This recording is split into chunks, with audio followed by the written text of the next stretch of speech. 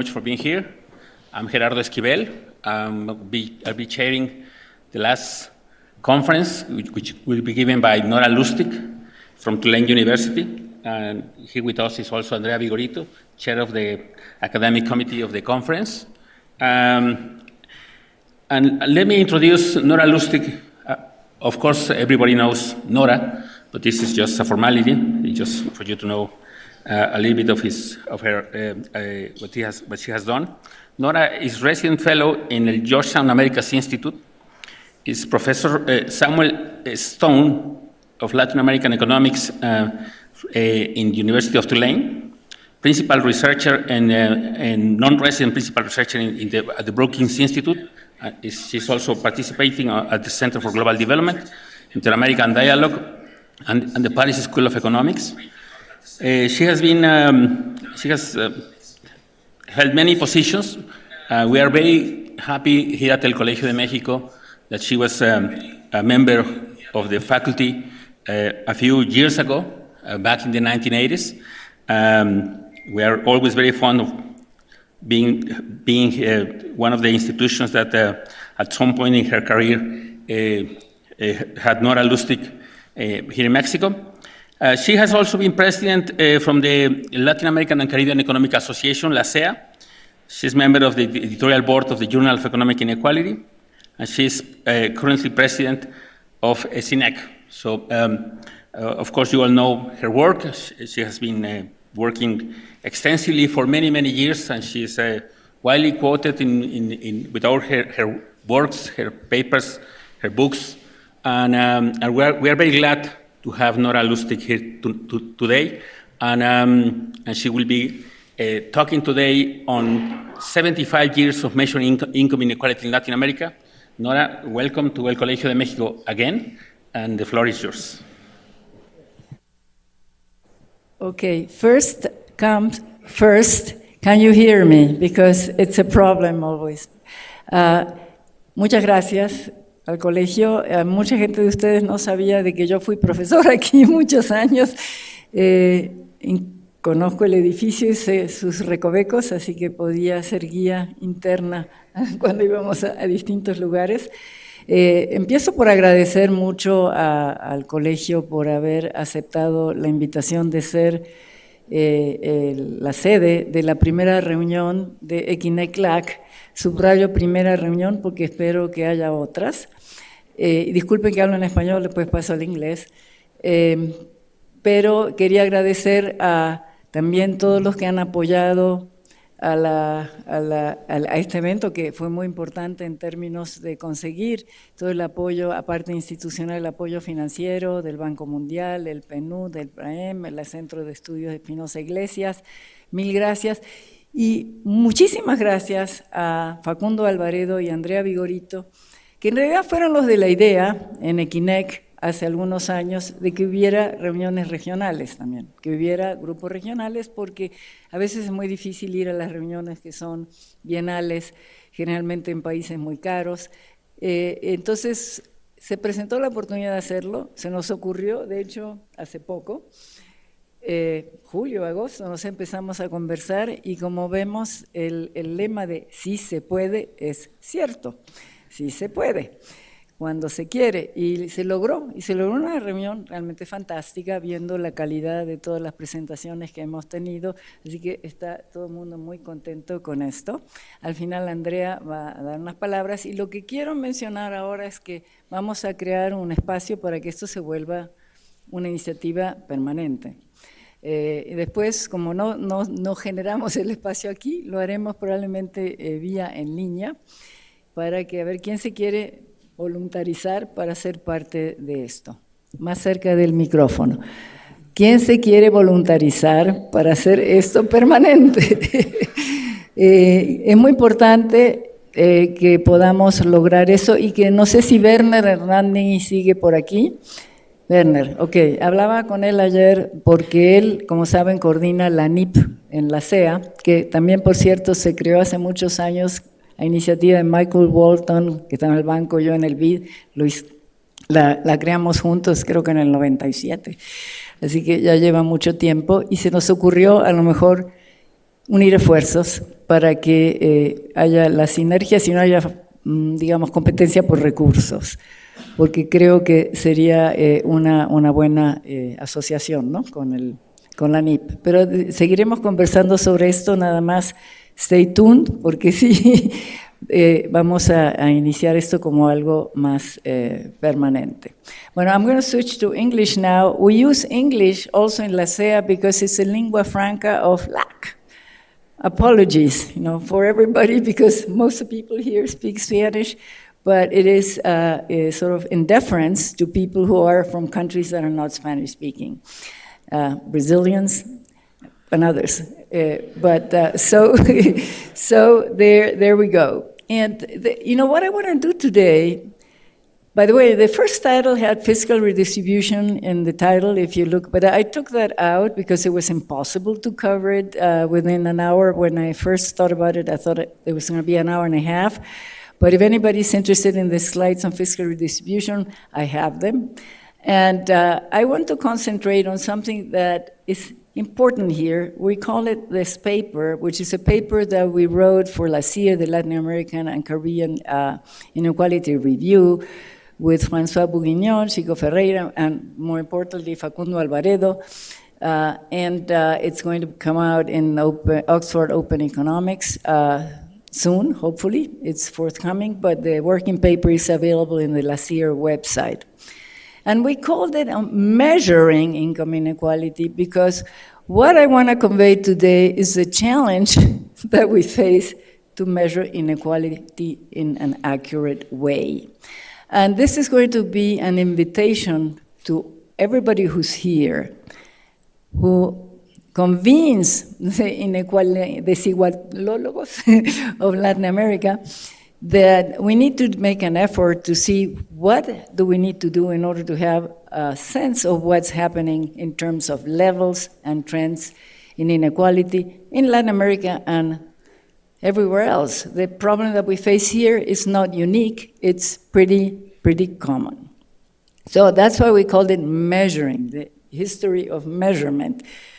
You'll see in a moment why. So how much do we really know? That's going to be the focus of my presentation. And if we have time, I'm also going to talk about drivers, where we also have uncertainty about what the story behind what happened is. So I hope that in the questions and answers we have some interaction, because I want to turn this more than in a keynote also into an interaction with the experts that we have here. It's a unique opportunity. All right. So let's start with this. There's a citation of the paper, and we're going to talk about income inequality using household surveys, and then what happens when you combine household surveys with tax data or other external data, and then about distributional national accounts. We have the three types of measures. And the key questions is how much inequality there is in Latin America. How far back can we go with confidence? Is inequality, some key questions, like inequality today lower than or higher than it was when we had the debt crisis and its aftermath? And has inequality followed a particular pattern? You'll see. So the debates about measurement are widespread, and Latin America is part of this story. And what we did is we generated a huge database, primarily with Gini coefficients, but also we have income shares, that covers more or less 70 years of, the history of measuring inequality in the region. And when you survey the literature, you'll see that you face often the same data, even though it's the same country, same year, with very different levels of inequality. So that's one of the sources of the discrepancy. So then you ask yourself, well, which measure is accurate? Because the range is huge. Well, I'm gonna, now, to whet your appetite, I'll show you Mexico. So this is Mexico from 1950 to 2020, I think, or maybe 2022. I forget if we got to that point. And I have arrows here that if you used those points, if we were a naive user of data, you would arrive at completely wrong conclusions on every question. Why? Or you could be, ambiguous in terms of what happened. Because if you take the first point and the last point, the highest last point, you would say that inequality increased like by 30 Gini points between 1950 and 2020. If you took the first point and the lowest that we have today, you would say it declined by 20 Gini points. So you could have two completely different stories as a naive users. About the second question, is inequality higher or lower than it was in the 1980s? You could arrive exactly at opposite conclusions depending on the data point you use. And if they ask you how much inequality is there in Mexico today, see the range on the, what is your extreme right? You could have as low as in the low 40s, as high in the 70s. So a naive user of the data could be very confused. And I have to say, not even naive users of the data make mistakes. People who are not used to work with inequality measures, that happens more on the sort of macroeconomy sometimes, tend to use the data in a sort of knee-jerk way, and they may arrive at the wrong conclusions. So if we use all sources, what are the all sources? So the all sources are the databases that are produced by the microdata producers, which in Latin America we have two very important ones, which is ECINEQ-LAC, that has been producing inequality measures for a long time, and now they used to produce them with a different methodology. The current methodology is similar to what the others do. CETLAC at the Universidad de La Plata, World Bank, and Universidad de La Plata joint effort. We have World Bank, previously POVCAL, now PIP, the inequality platform. And LIS, the Luxembourg-based institution, now has been including more and more measures of inequality for Latin America. Then you have the aggregator. I call them aggregators, like Amazon. It's a commercial aggregator. These are aggregators, which is UNO Wider, the most established. You have others, but UNO Wider is the one that has the widest range, and they screen also the inequality measures. And then you have WIDWorld, which WIDWorld is primarily DINA, Distribution National Accounts. And distribution national accounts is different from what you're doing when you measure inequality using household surveys or even tax data, or household surveys corrected with tax data, or corrected or adjusted mildly with national accounts. It's different from DINA. We also include historical data from different studies, so it's a broad range, and we've arrived to about, 5,600 Gini coefficients to cover 34 countries, because we include Caribbean. The Caribbean has scarce data, so I'm not going to show you results. I'm going to focus on Latin America. The earliest data point apparently is for Guatemala in 1948, and then in the latest we have 12 countries. So you're going to see, if you look at the data, which is in the paper, and I'll show you the graphs in a moment, you will see that there's a wide range in some cases. I mean, for countries as important as Brazil, in 1960, you can go from 43 to 7 Gini. This is only household survey. No, this is all sources. In Chile, 2010 to 2011, 44 to 70, and in Mexico, even worse. So here, this is Brazil, this is Chile, this is Mexico. So you have your choice. You can choose how much inequality you want in a country to be. You'll find the data point for your preference. Okay, so what are the sources of discrepancies? I'm using the Gini here, so indicator is not, even though there are different programs calculate the Gini a little different, and you may have some difference, but not the range that we see. So we organize the sources of discrepancies into three varieties. The first one is the data source. The second one is different concepts, the welfare concept and also the unit of analysis. And the third one is the treatment of the data that either statistical institutes or researchers do with the survey that chief sampled.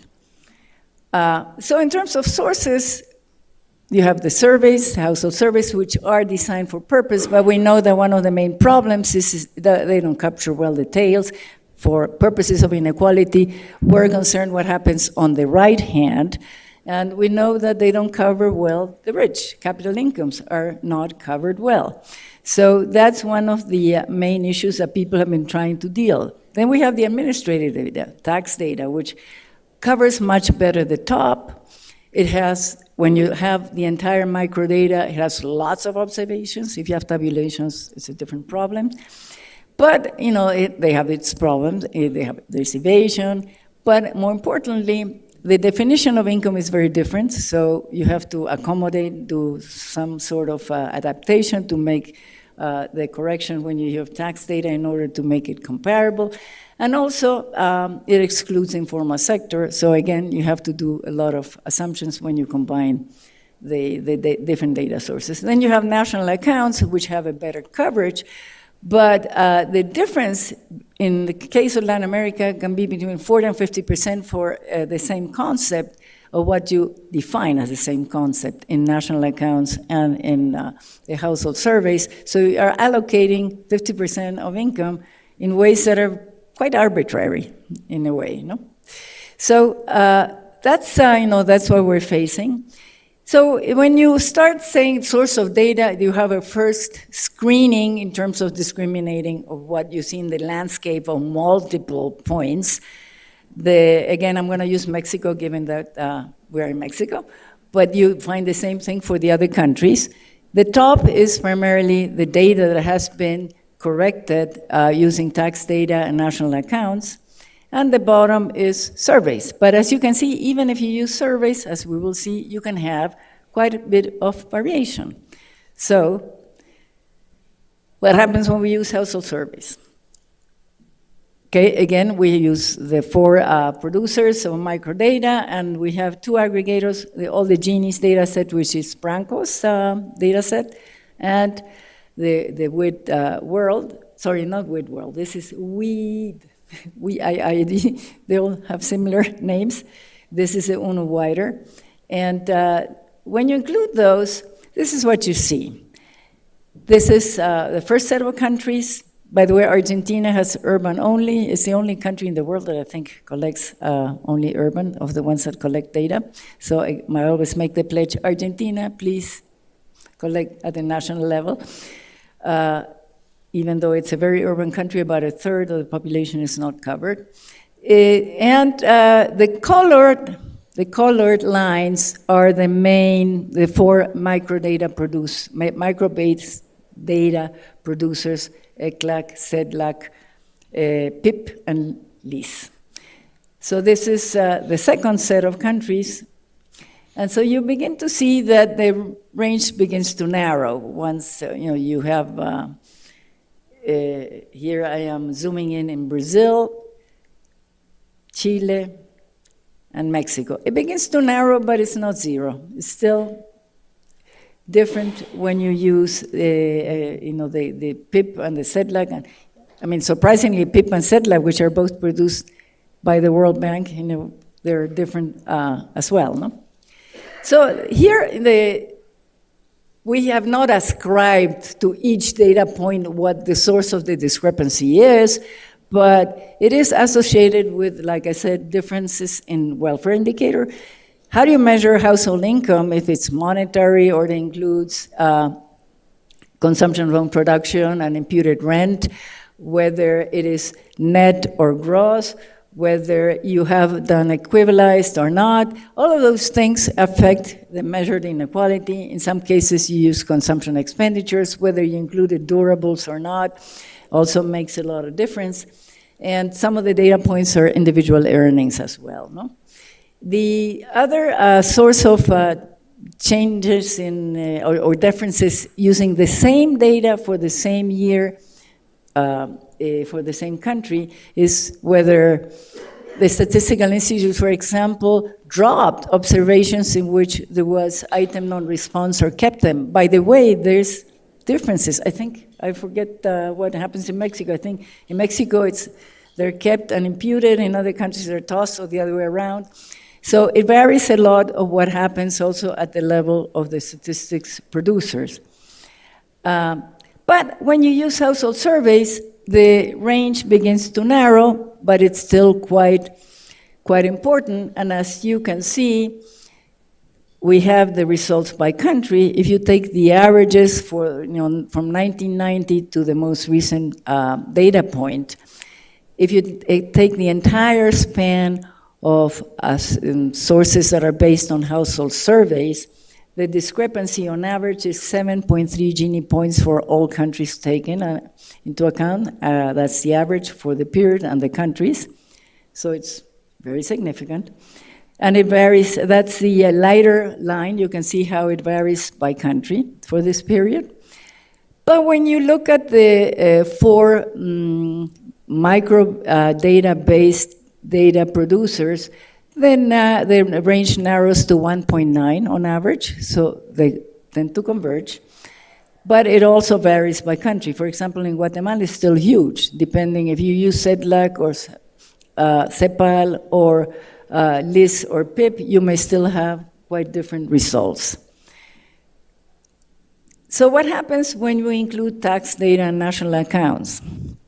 So we have now the first discrepancy was associated just with the wealth, but here we introduce again the different data and how you treat the data when you include things coming from tax data and national account aggregates.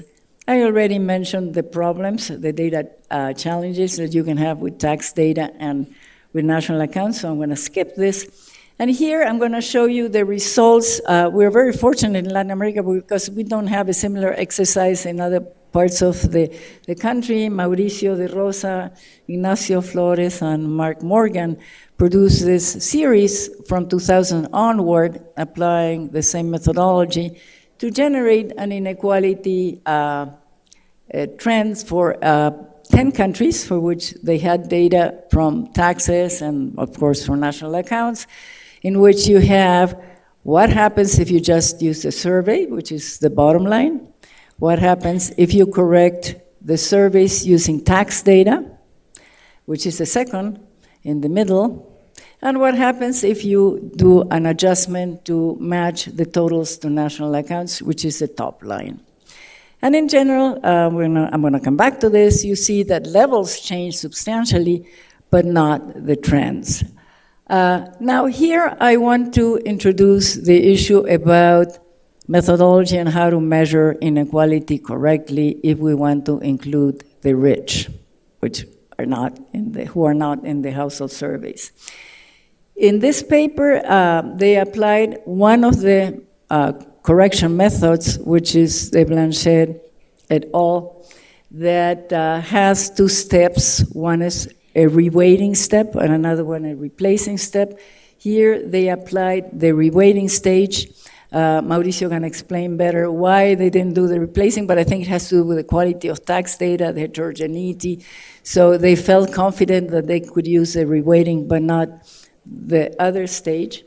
And I want to show you something that is a survey that we're doing with Andrea here that is going to look at all the different methods that have been used under the sun. If we didn't include it, please let us know. I'm going to show you a table now, if you know of one that's not here, to assess, what is it that they do, what are the implicit assumptions, what are the outcomes of the various methods, and unfortunately, as I'm going to see in a moment, we have a problem. By the way, this is the range that you obtain with the tax and the national accounts. I told you the bands when you just used the household, the microdata household survey-based inequality measures. The Gini differences were 1.7 Gini points across the different countries, and sorry, this is for the 10 countries. With all the countries, and from 1990 is 1.9. Here from 2000, and for the 10 countries is 1.7. Then if you correct using tax data with a method that was used in the De Rosa et al. Paper, the range increases to 10.4 Gini points. And if also you correct to construct DINA, as they do in their paper, the range increases on average to 16.9. And I show on this slide how it varies by country. So huge, I mean, in terms of the bands of how much inequality there is. The important point that I want to convey today, and this is an invitation to think about what do we do, given that we do not have an optimal way to correct. We don't know what an optimal way to correct is. So we don't have any, confidence intervals. There's no statistical. We have no way to calibrate like you do with other. So what method, as scientists, are we going to use to say, this is the method that approximates, or maybe there is no method that approximates, so I have to produce results with a wide range of methods and say, I cannot give you one number, be happy with just having this range. And why? So, sorry, this table is probably hard to read, but I wanted to put it all in one place. And this is sort of, in a way, spoiler alert. I hope, I'm going to be presenting the paper. Hopefully, we're going to have it ready for the III list conference at the end of February that was invited to do the keynote. Is going to focus on correction methods. So the correction methods can be classified in three broad categories: replacing, reweighting, or combined. And the combined, some do reweighting first and replacing second, some do replacing first and reweighting second. And the method that was used in the context of the correction that I showed you now, which is household surveys with tax data, belongs to the yellow track there. So it's one method. Everybody who's worked on correction methods will probably know where to nest it himself or herself in this table. Raimundo already did this morning, so he knows where he is. I invite others to find it. What's very important is to note the following. The main difference between replacing and reweighting is that in replacing, you do not change the share of the top and the bottom or the rest of the distribution before or after the correction. Everything, all the action happens at the top. So anything that measures below what the top is doesn't change, including poverty. When you do reweighting, everything can change, including poverty. Okay? Replacing always assumes that the support is not the same. The support between what you have in front and the true data or the target population is not the same. Reweighting to work has to assume that it is the same because you keep the observations intact and you just change the weight.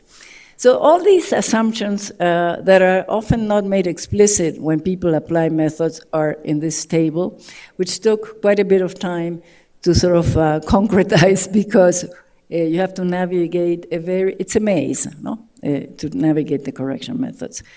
Now, what the problem is not that we have many correction methods, is that depending on the data, different correction methods yield different results in the following sense. There's no method that is always going to give you the maximum correction, and no method that's going to give you always a minimum correction.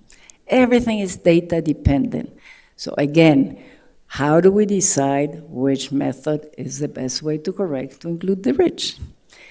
This is another paper that Mauricio de Rosa and Valentina Martinez are working on, in which we're using the same data for the same year, and we applied different correction methods.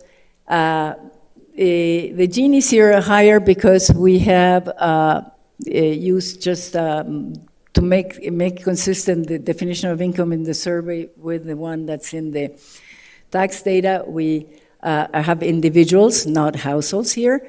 So look at Brazil. So Brazil, before the corrections, the Gini is 58.2. Then we have the service plus tax replacement. If any of you are familiar with the Jenkins paper in the the Economica in 2017, it's a method we applied here. And you replace the top 10% in the first, the top 5%, the top 1%. Then the second method is the survey plus tax reweighting, which is the Blanchet et al. Method that in the paper by De Rosa et al. Was used for the graphs that I showed you, just the reweighting stage. And then the third one is surveys plus tax, but reweighting and replacing, the Blanchet et al. Method. So in the case of Brazil, the first correction gives you actually a Gini that's lower than the uncorrected one, right? Which can happen, as Deaton pointed out in 2005, because once you allow, when you generate a Pareto at the top, it can actually reduce inequality if you use a Pareto model or other models at the top. And if you reweight, it can also reduce inequality. So in this case, in Brazil, if you use a P90 threshold, we also don't know what threshold to use. I mean, Mauricio in his presentation today emphasized the sensitivity to the threshold. Then inequality falls. But look at the differences can be huge. It can be 10, 15 Gini points depending on the method that you use for correction. So again, the question is, and I pose it to all of you, how do we decide which correction method is appropriate? Because if we want to measure correctly inequality, we need to have some kind of system to come to a conclusion about how much inequality there is. Anyway, after instilling skepticism, I'm still going to try to produce a narrative of main takeaways, okay? How much income inequality is there in Latin America? Okay. By the way, my co-authors will kill me because they didn't want to produce single points. I decided to go ahead and do it anyway because they wanted always to show bands. What I decided to do is say, okay, let me take the household-based inequality, microdata-based inequality measures from those who produce the inequality measures, which they harmonize more or less the methodology. They try to harmonize the services, which are ECINEQ-LAC, PIP, CEDLAC, LIS, okay? And what's the average for those in the most recent data in the 2010s? And this is what I get. So I divided it in three groups. We have the inequality in countries that have a Gini that's higher than 50, then the group that has between 50 and 45, and the one that has in the low 40s. So if someone asks me, I will use this, even though I know that I will be killed by my co-authors. But this is, okay, I'm going to say, look, this is what we have from household surveys with some uncertainty. But remember, and by the way, this puts still, puts us in the group of high inequality countries if we compare with others in the world. The purple ones are Latin America. But I'm going to tell you, but listen, this probably underestimates inequality because once you start taking into account what's happening in the upper tail and you want to include the rich, particularly you want to include the capital incomes, then inequality may be much higher. And here I put all the ranges together for the 10 countries that we have information on. But there's where the bands begin to play. And again, how do we choose? Okay. So I pose a question to you. My first question for the Q&A is mine. Then you can ask me questions. Remember that. Anyway, so here, I show you Mexico. This is a new graph that has all the DINA data at the top, and the bottom is all household surveys based. And you can see that then you're going to have to decide. I think that when we talk about DINA, it's easy to say, okay, DINA is a different type of exercise, so I'm going to use it as a separate narrative, okay? But I want to know what to do when I start from microdata and I use other type of microdata, the tax data, social security records, etc. What do I do to obtain a better measure of income inequality that includes top incomes? So how far, now, the interesting thing is that, it's depressing in terms of levels, what I just told you the story, but as a spoiler alert, it's less depressing when you look at patterns. In Latin America, I don't think we're going to find the same in the world now that we've been looking at the data globally. We're writing the same paper now globally, okay? it's going to be much tougher, I can tell you. So how far can we go with confidence? Our conclusion is that the 1950s to 1970s have to be taken with a grain of salt and analyzed by people who really know the country, who really know the data, rather than somebody from external saying, oh, you know, I can say that inequality in Mexico in 1950 was this and now it's that. Then in the periods 1 and 2, which are the 80s and then the 2000s, a pattern emerges. The peak and trough, they vary by country, but there is an inverted U. We have a Kuznets-type curve in Latin America. And it's interesting that it survives if you use adjusted data, corrected data. Because even though we don't have the period of increasing inequality in the 80s and 90s, when you have the corrected data with the paper that Mauricio de Rosa and co-authors wrote, the decline keeps itself except with a couple of exceptions. And in period 3, which is after 2012-13, there's no pattern. Some countries continue to experience a decline, others have stayed the same, others show an increase. And this is, the period of the inverted U shows that in practically all countries, the period of declining inequality was higher, because this is the yearly decline, higher than during the period of the increase. So inequality today, if you use the data that's household survey based, is lower than it was in the period of the aftermath of the debt crisis. Great news. I mean, it's quite an interesting phenomenon. And here you can see the inverted U in countries that I had zoomed in earlier, which is a pattern that is replicated independently of the source. So how much time do I have? Should we shift to... 10 minutes. So we should probably... the drivers is very interesting. There's no conclusive answer either. There are some... because, one of the things we were asking is it due to how much is, particularly the decline in inequality is fascinating, and we've been trying to explain it in many different papers. But we still do not have conclusive evidence of what lies behind the declining inequality in labor earnings, okay? We have econometric evidence that's mixed, and that's a key question. At some point, I was convinced by the Timbergian race between education and technology, and I thought, okay, in Latin America, you had an upgrading of education, and that's what. But some of the econometric evidence does not support that, so it's still a question mark, another question to the audience and to further research. But all these things happen. And I think that the interesting questions are still out there. There's a bunch of slides that I want to not present now because I want to have some questions and answers, and also give Andrea a moment to also speak to the audience as co-chair of the scientific committee of this meeting. Thank you very much.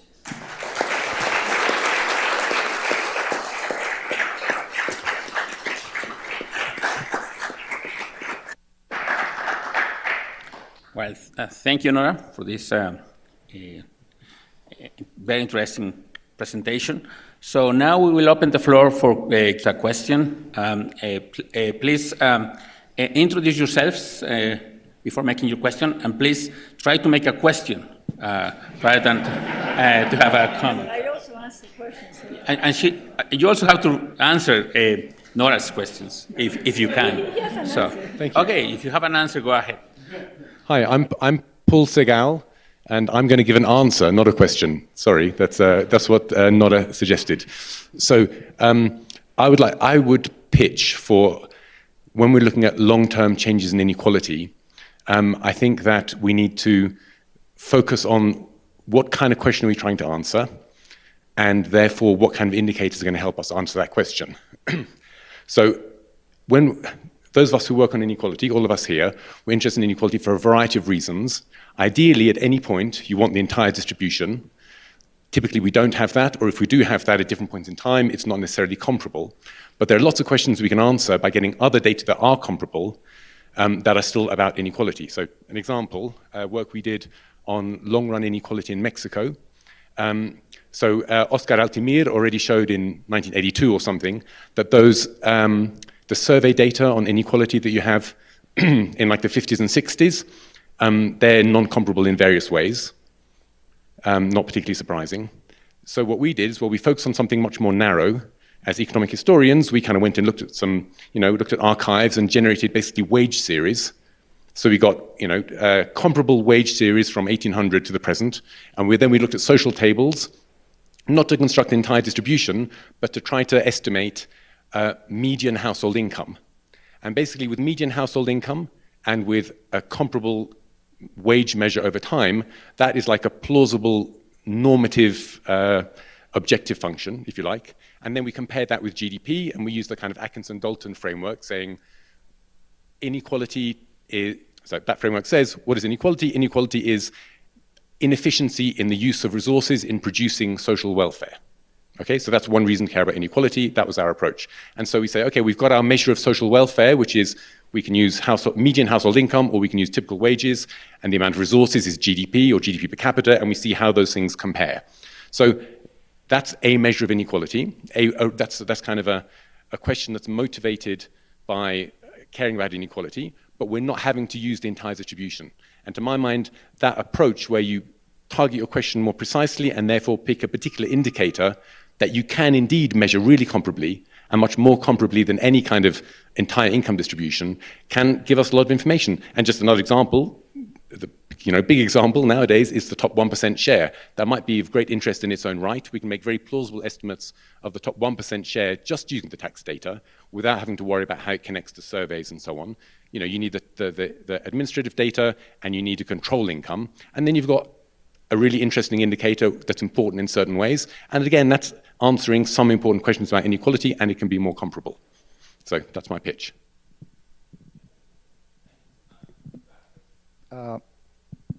Thank you, Nora, for the presentation. My name is Werner Hernani. And a quick comment is, I'm from Bolivia, and I have worked a lot in Central America a few years ago. And I noticed that there has been a tremendous gap in terms of the quality of statistics. For example, if you compare Brazil, Mexico, relative to Bolivia or Paraguay. But there has been a catching up in terms of quality. There are better collection process, better process to translate the information from the questionnaire into the data.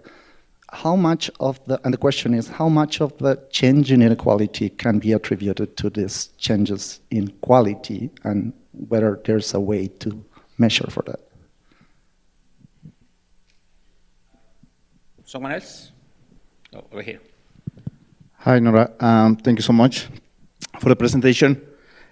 My question is, if adjusting the household service with tax records or national accounts is preferred to just leaving the data of the household survey as it is. So if maybe we are just introducing extra bias by correcting the household service,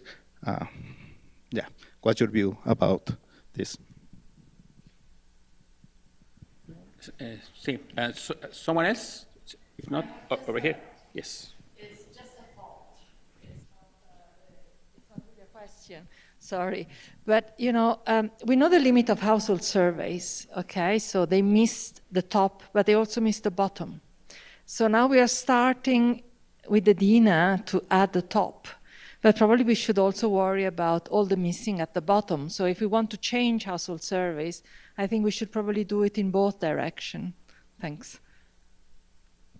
Well, and I have a question myself, which is, in this description of your drivers of what happened in Latin America with this inverse U-shape that you found for the 1980s, 1990s, you mentioned as drivers declining inequality of hourly labor income, progressive transfers, and expansion of private transfers. Most of these have to do with sources of income. But what if, could it be possible that it's just the result of macroeconomic stability? I mean, because in all these Latin American countries, that's what happened. I mean, 1980s were shaped by this macroeconomic instability, crisis, devaluation, inflation, and so on and so forth. And the 1990s was a period of relatively macroeconomic stability. So could it be that there is something beyond your drivers, and could it be something more macro thing? I mean, this would be my question. Thank you. Yes, actually, let me start with the last one. Sorry, I went very fast, and because I didn't want to miss the opportunity to discuss the first portion, which I think is very important for us as desigualólogos.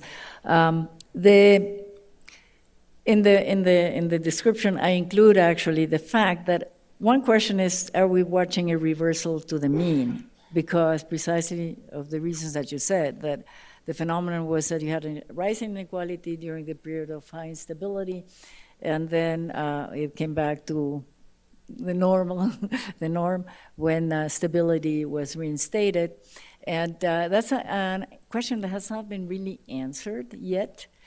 I think we're going to find a combination of both macro and structural changes that have driven this, and some, are countervailing forces and some reinforcing causes, and it requires probably very careful analysis, maybe at the country level, to sort of come up with the narratives. I believe that some of the exercises that I've tried to put all the countries together and see whether it was the supply, the Sternbergian hypothesis, maybe are missing the story, because it's not something that happens at the country level, but it happens within countries.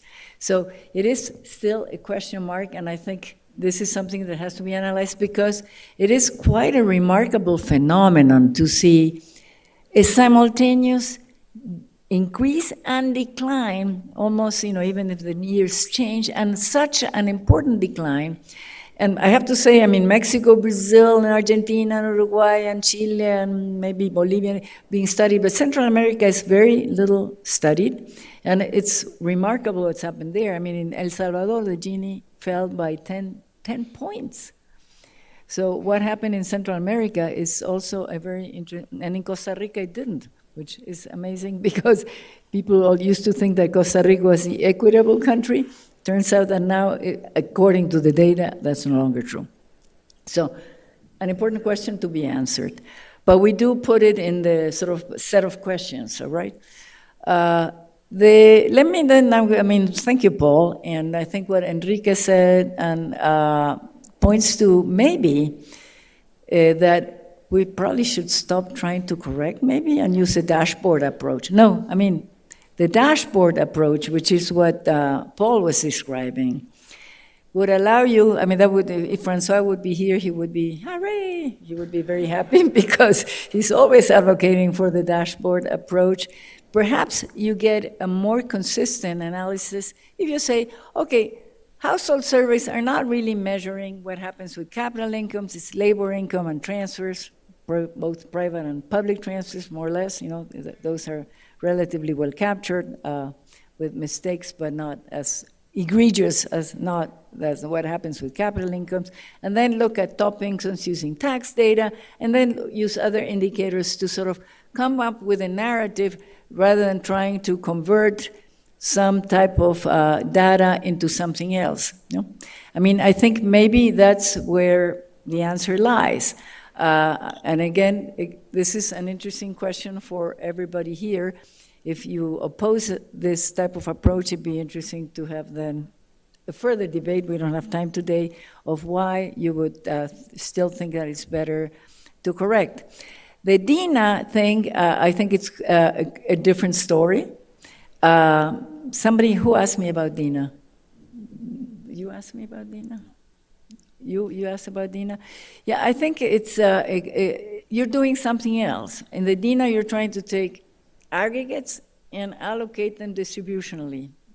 And I think it should be part of the dashboard, but it should not be the driving analysis of what's happening to inequality. You probably have to use different pieces to come finally, hopefully, with a coherent narrative.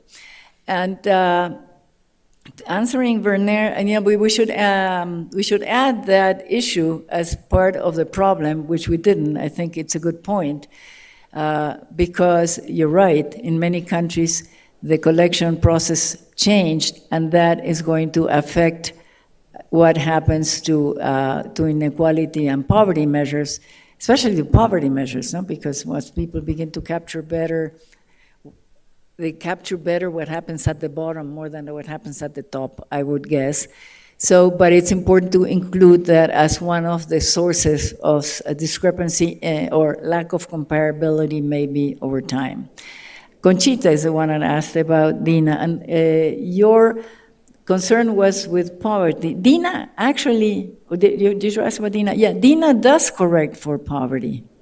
Because when you allocate not just to the top, you allocate to everybody in different ways. You know, you make an assumption maybe that you allocate it with a pre-fiscal distribution, or you allocate the same per capita. You do many assumptions. If you look at the DINA in the PSC WID world, they have the manual, the handbook that describes how they do it. So you're actually changing poverty significantly. Nobody is measuring poverty with the DINA, but if you start measuring poverty with the DINA, probably with the current lines, we would have zero poverty because it would be completely different. So you have an effort to address the bottom.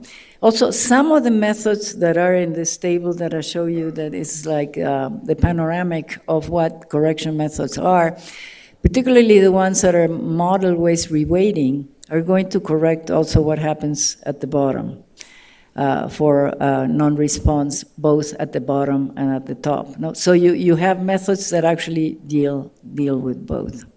So let me stop here. Okay. Okay, I'm just following orders here from Raimundo. Okay, so with this we end the keynote speech from Nora, and I will ask you to join me in a round of applause for this wonderful keynote speech.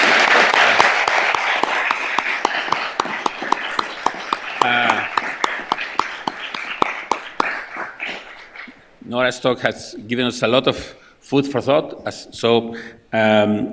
Before we finish the conference, Andrea, I think, has some words on the conference, and finally, Raimundo has some final words on the event. So, Andrea, please. Thank you. I will be very brief because. No? Yes? Okay. I will be very brief because a great dinner is waiting for us. So just I would like to thank you on behalf of the scientific committee and also of the ECINEQ Council, that Conchita is also here. I think we have very interesting papers and discussions that contribute to think on whether we have a different or similar research agenda in Latin America than in global ECINEQ, and I think it is important to continue this initiative and have a new meeting on 2026. I would like to thank to the organizing committee, to Raimundo, and to Luis Felipe, Nora, Carlos Rodriguez, and also to the scientific committee that helped to review the papers. Facundo, Barceo, Chico Ferreira, Werner Hernani, some of them are here, Roxana Mauricio, Luis Monroy, Guido Neihofer, Susan Parker, André Portela, Tomás Rau, and Maria Ema Santos. So thanks all for your help, and I think maybe Raimundo wants to. Yeah. No, and also, one thing that's important is to announce ECINEQ 2025, yes. Call for papers. Now I'm putting my hat as president of ECINEQ. The call for papers out. There's financial aid, but primarily for low-income countries. It's going to be at the World Bank and George Washington University. It's going to be in downtown DC, near the White House. It's an invitation to please look at the call for papers, and hopefully we'll see you there. Our keynote speakers include, besides myself, which I'm going to do the presidential address, Darren Asemolu, who's going to talk about technology and inequality, and Gargan Silenico and Debrash Ray, who are going to talk about the research. So it's going to be, I think, a very nice meeting, and hopefully you will be able to join us. Thanks. Now, Raimundo. ¿Quieres decir algo de para 2026? ¿Quieres decir algo de lo de 2026, la reunión, la próxima? Que nos avisen para aquí de Latinoamérica en Chapter. O ya no. ¿Qué? Sí. Raimundo was reminding, and who should they write? Should they write to you or to ECINEQ or what? Yeah, I mean, no. So Andrea and Facundo, you should probably continue to be the. But you can write me also. No, I mean, if people want to be part of the sequel, if you want, just send us an email, because I think we're going to put together a group that will make this happen in the future. My experience is that things happen when you make them happen. So you don't have to think a lot. You want to do something? Okay, just get going, find people who think like you. And Roberto, I think you are very enthusiastic in having the Centro de Estudios de Espinosa Iglesias to continue, even though it's based in Mexico, to continue being part of the initiative at the regional level. So we already have a partner here. Well, just to close the event, thank you very much. I think it was very exciting, and it was a great initiative. Thank you, Nora. Thank you, Andrea, and all the ECINEQ Council. I think it was great to hear research about the region, because I think we more or less understand the context of all countries. So it was great. Well, so I just thank you to everyone. Thank you for being here, and I hope we can meet again in DC in some months, and then in 2 years in the next conference. So if anyone is interested, please let us know. Well, so thank you very much. So this is it.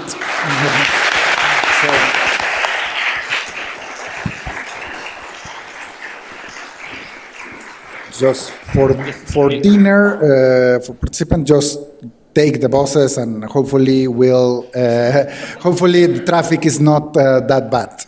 Yes. Okay.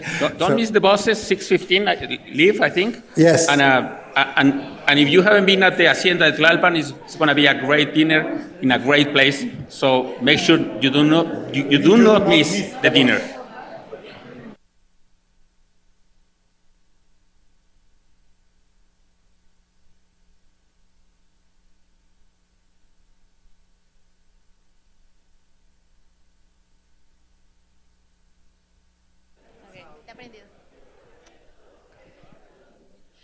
Los autobuses, ¿sí me escuchó? Los